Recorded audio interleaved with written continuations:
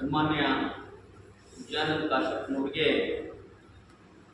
ನೂತನ ಸಚಿವ ಸಂಪುಟದಲ್ಲಿ ಮಂತ್ರಿಯನ್ನಾಗಿಸಬೇಕು ಅಂತ ಹೇಳಿ ನಾವೆಲ್ಲರೂ ಕೂಡ ಇವತ್ತು ಒತ್ತಾಯ ಮಾಡುತ್ತಿದ್ದೇವೆ.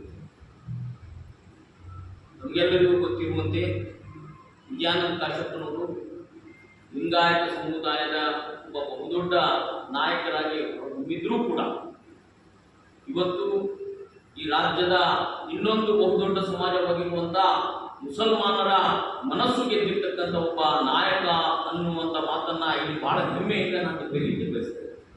ನಾನು ಒಂದು ಕರ್ನಾಟಕ ಮುಸ್ಲಿಂ ಯುನಿಟಿಯ ರಾಜ್ಯಾಧ್ಯಕ್ಷನಾಗಿ ಇವತ್ತು ರಾಜ್ಯ ಸರ್ಕಾರವನ್ನ ಮತ್ತು ಕಾಂಗ್ರೆಸ್ನ ಹೈಕಮಾಂಡ್ವನ್ನ ಒತ್ತಾಯಿಸಲಿಕ್ಕೆ ಯಾಕೆ ಇಷ್ಟಪಡ್ತೀನಿ ಅಂತಂದ್ರೆ, ಈ ರಾಜ್ಯದ 132 ಕಾಂಗ್ರೆಸ್ ಶಾಸಕರಲ್ಲಿ ಯಾರೊಬ್ಬರೂ ಕೂಡ ಮುಸಲ್ಮಾನರ ಸಮಸ್ಯೆಗಳಿಗೆ ಸ್ಪಂದಿಸದೇ ಇರ್ತಕ್ಕಂಥ ಕಾಲಘಟ್ಟದಲ್ಲಿ ವಿಜಯಾನಂದ ಕಾಶಪ್ಪನವರು ಮುಸಲ್ಮಾನರ ಎಲ್ಲ ಸಮಸ್ಯೆಗಳ ಪರಿಹಾರಕ್ಕಾಗಿ ಮುಂದೆ ಬಂದು ಎದೆ ಕೊಟ್ಟು ನಿಂತ ಯಾರಾದರೂ ಶಾಸಕರಿದ್ದಾರೆ ಈ ರಾಜ್ಯದಲ್ಲಿ ಅಂತಂದ್ರೆ ಅವರು ವಿಜಯಾನಂದ ಕಾಶಪ್ಪನವರು.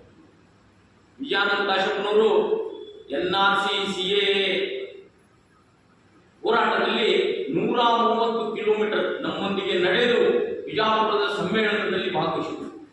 ಇದಾದ ನಂತರ ಬಿಜೆಪಿಯವರು 2B ಮೀಸಲಾತಿಯನ್ನ ರದ್ದುಗೊಳಿಸಿದ ಸಂದರ್ಭದಲ್ಲಿ ಅದರ ಕಾಪಿಯನ್ನ ಬಹಿರಂಗವಾಗಿ ವಿಧಾನಸೌಧದಲ್ಲೇ ಹರಿದು ಬಿಸಾಕಿದ ಎದೆಗಾರಿಕೆ ಎದೆವಂತ ನಾಯಕ ಅನ್ನುವಂಥದ್ದನ್ನು ನಾವು ಹೆಮ್ಮೆಯಿಂದ ಹೇಳ್ತೇವೆ.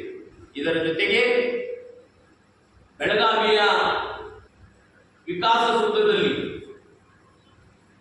ಟಿಪ್ಪು ಸುಲ್ತಾನ್ ಜಯಂತಿಯನ್ನ ರಾಜ್ಯ ಸರ್ಕಾರ ಮತ್ತೆ ಆಚರಿಸಬೇಕು ಅನ್ನುವಂತ ಒತ್ತಾಯ ಮಾಡಿದಂತ ಯಾರಾದರೂ ಶಾಸಕರಿದ್ದಾರೆ ಅಂತಂದ್ರೆ ಅವರು ವಿಜಯಾನಂದ ಕಾಶಪ್ಪನವರು. ಹೀಗಾಗಿ ಅವರು ಕೇವಲ ಲಿಂಗಾಯತ ಸಮುದಾಯದ ನಾಯಕರಲ್ಲ, ಅವರು ಹಿಂದುಳಿದ ವರ್ಗಗಳ, ಮುಸಲ್ಮಾನರ ಮತ್ತು ದಲಿತರ ನಾಯಕರಾಗಿ ಈ ರಾಜ್ಯದಲ್ಲಿ ಹೊರಹೊಮ್ಮಿದ್ದಾರೆ. ಈ ಎಲ್ಲ ಸಮುದಾಯಗಳನ್ನ ಮೇಲೆತ್ತುವ ಕೆಲಸ ಅವರಿಗೆ ಮಂತ್ರಿಯನ್ನಾಗಿಸುವುದರಿಂದ ಆಗ್ತದ.